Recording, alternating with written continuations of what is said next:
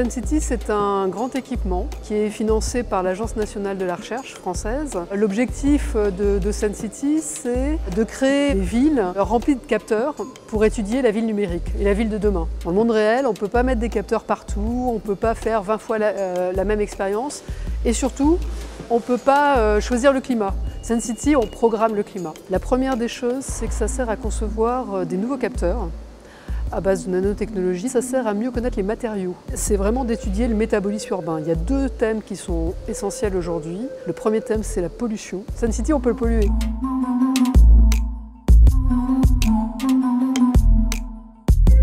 Aujourd'hui, on s'intéresse énormément à la qualité de l'air extérieur, mais il ne faut pas négliger l'aspect qualité de l'air intérieur. Parce que finalement, les individus passent beaucoup de temps en intérieur. En qualité de l'air intérieur, deux sources de pollution, soit qui peuvent être émises dans le bâtiment par des objets de tous les jours, comme notamment des déodorants, et on a de la pollution qui peut venir de l'extérieur. Donc on peut faire de la pollution, on peut mettre plein de voitures pour polluer de façon intense et voir ce qui se passe. Il y a une expérience qui a été réalisée en utilisant une simple plaque de cuisson pour montrer notamment que lorsqu'on cuisine, on a finalement des particules fines qui sont émises.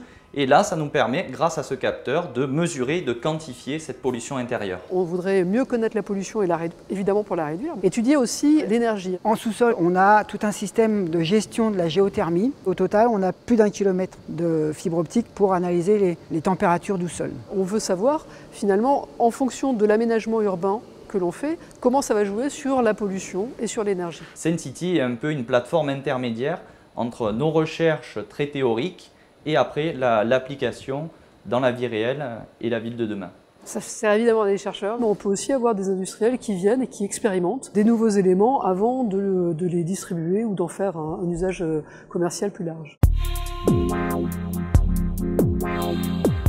Ce que vous voyez ici, c'est tout un ensemble de lampes solaires qui est capable de générer un flux solaire avec le même spectre que le soleil, au niveau de la route. Sun City a été construit sur les climats standards français de métropole, mais en regardant les températures un peu plus froides et un peu plus chaudes de ce qu'on a. Vous avez ici tous les groupes de gestion de la climatisation. Ce que vous voyez là, les tuyaux là, c'est ce qui sert à créer la zone de pluie. Ça va de moins 10 à plus 40, et avec un degré d'humidité qui va de 30% à 95%. Ça veut dire qu'on peut évidemment travailler sur le climat d'aujourd'hui, mais aussi on peut travailler sur le climat de demain. Et en fait, on est en plein changement climatique. Nos villes, elles se sont construites dans un climat, elles sont adaptées à ce climat. Sauf que, est-ce que les matériaux, est-ce que l'aménagement est adapté à ce changement? Donc là, ce qu'on voit autour de nous, c'est une maquette, et il y en aura une autre après, et puis une autre encore après, parce qu'une ville, c'est très diversifié. L'objectif de Sun City, c'est quand même de s'inscrire dans